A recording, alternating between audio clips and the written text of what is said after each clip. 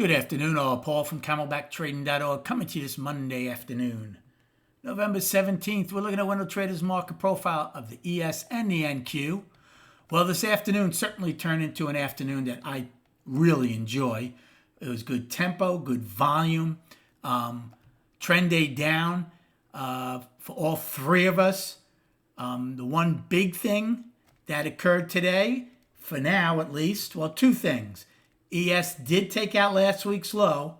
Now, they didn't get much out of it, but for now, it's an attempt at an inside week down. So they have 4 more days to make it successful. The other big thing is they came close to the balance low. Did not take it out on the weekly. Missed it by 2 points. Balance rules, the most important rules out there. We'll see what happens tomorrow. NQ goes out with an inside day. So they're still one time framing down for 3 days, but that slows the progression. So I'd probably call them down to balance. Righty goes out with a double distribution day, 3 sets of single prints. They are down on the weekly and daily, as is NQ, and their monthlies in balance. ES and NQ's monthlies, for now, are up, although they are inside months. The range is just tremendous. We cannot complain about any of that. The volumes are tremendous. We had over an $11.50 range in ES. NQ had almost a $13 range. Triple Q's is 15 million over average volume. IWM is 20 million over average. Right now, SPY is 12 million over average. So range, volume, excellent. That gives opportunities. Now, we knew it was going to be a choppy day for the most part if you were going to be inside of value and balance from Friday.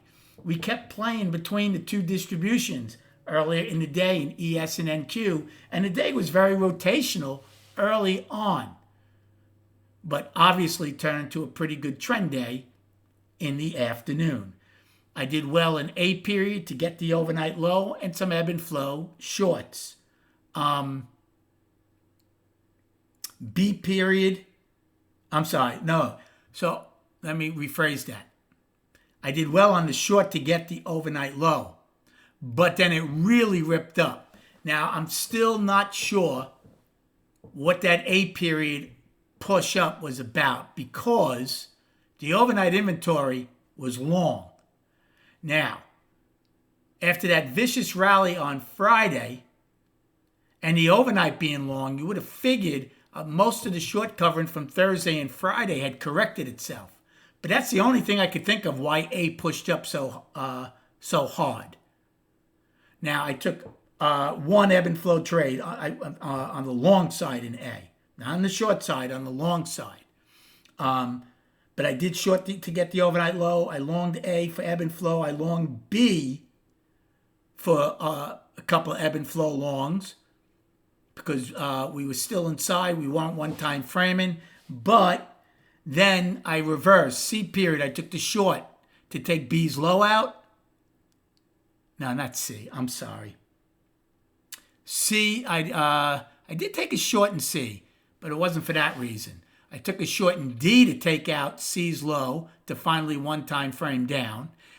And then I took another short to get the IB low. So that was a good morning. Actually, I shut down my personal after C period. I knew it wasn't going to be that easy with the magnitude of the range we had in A period. I knew it was not going to be easy to get either A's high or low or the IB. So I waited through B and C, and then I said, shut it down. I did okay in A and B, so I shut it down. And I did very well in all my different prop accounts. E period, I was short against some ebb and flow because we had the IB low. I did not think we would go and get the IB highs when they rallied in E and F, although NQ got pretty close. Certainly closer than ES than NQ. But I didn't think we would get it. We didn't, but they did push it. I actually took a long in G period in NQ and it pushed back against the 144 one time. But that was the last long. Then I turned absolutely short in I, J, K, and L, and even M. I lost an M, actually. Well, I should have held it. I lost it. I should have added when it filled that one set of single prints. But again, it was a good day overall, as it went from rotational to a pretty good trend day down. We'll see if it continues. Again, the main goal, I think, is to get these monthlies into balance and see how we come out of it after that. It just straight up is not healthy. Now, I know an inside month for now is slowing the trend, but it's still one time framing up. Chart-wise, so here's the monthly. It's an inside month, and how many days do we have left? 4 days this week and 3.5 next week, right? So are we going to have an inside month? Remains to be seen. Regardless, it's one time framing up 7 months. Okay? The weekly is balance. 3-week balance coming into this week. Still balance right now. The daily is down. Okay? The daily is down. We closed below both the 20 and the 50. Again, is that a big deal? Again, 1-2 days does not make a market, right? But however, it is since April 30th, the first time we've closed below it. Now, Q, somebody said that I said, did we close below it on Friday? Maybe we didn't. I said we did. But regardless, we're going back and forth through it. We closed below it today. I have it at 606.35, so we closed $3 below it.